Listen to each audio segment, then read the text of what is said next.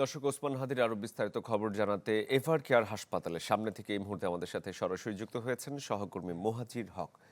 মোহাজির, সকাল থেকে আপনি আমাদের আপডেট দিচ্ছিলেন, এখন পর্যন্ত তার সবশেষ অবস্থা আপনার কাছে যদি কোনো আপডেট তথ্য থাকে।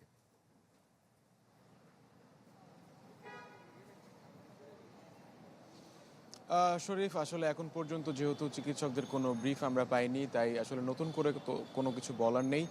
তবে আপনাকে একটা বিষয় জানিয়ে রাখতে চাই, শরীফ ওসমান হাদি ইনকিলাব মঞ্চের যিনি মুখপাত্র, তাকে আজকে কিন্তু একটা বিক্ষোভ মিছিল আছে, বিক্ষোভ সমাবেশ ইনকিলাব মঞ্চের আছে ঠিক 12টায়।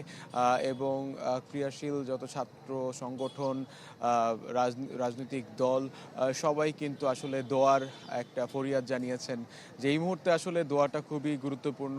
কারণ হাদি যে অবস্থায় আহত হয়েছেন, সন্ত্রাসীরা তাকে একেবারে মাথা বরাবর যে গুলিটা করে সেটা কিন্তু আমরা দেখছিলাম, সামাজিক যোগাযোগ মাধ্যম থেকে শুরু করে সব জায়গায় সেটা বলা হচ্ছিল। এবং তাকে নিয়ে যে শঙ্কাটা ছিল ঢাকা মেডিকেল কলেজ হাসপাতালে যখন তিনি ছিলেন, আমরা কিন্তু শুনছিলাম যে তিনি একেবারেই সংকটাপন্ন অবস্থায়, জীবন মৃত্যুর সন্ধিক্ষণে এমন একটা অবস্থায় যখন ছিলেন, তখন কিন্তু আমরা দেখতে পেয়েছি যে তাকে এভার কেয়ারে তার পরিবারের চাওয়াতে তাকে এভার কেয়ার হাসপাতালে নিয়ে আসা হয়।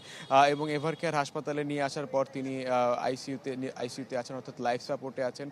এবং সেখান থেকে কালকে যখন এই দলের নেতাকর্মীরা যখন ব্রিফ করছিলেন, সবশেষ তথ্য আমরা জানার চেষ্টা করছিলাম, তখন বলা হচ্ছিল যে তার অবস্থা কিছুটা স্থিতিশীল, তবে হাদি কিন্তু এখনও শঙ্কামুক্ত নয়। এমন অবস্থায় 42 থেকে 72 ঘন্টার একটা পর্যবেক্ষণে থাকতে হয়, হাদিও সেটা আছেন। এবং দেশবাসীর কাছে দোয়া চাওয়া হয়েছে ইনকিলাব মঞ্চের পক্ষ থেকে। জি শরীফ, এই ছিল এখন পর্যন্ত আমার কাছ থেকে সবশেষ তথ্য। মোহাজির, ধন্যবাদ আপনাকে। দর্শক, এভার কেয়ার হাসপাতালের সামনে থেকে আমাদের সহকর্মী জানাচ্ছিলেন ওসমান হাদির সবশেষ অবস্থা। কি বুঝলেন ভাই? অনলি যেটাই চাই।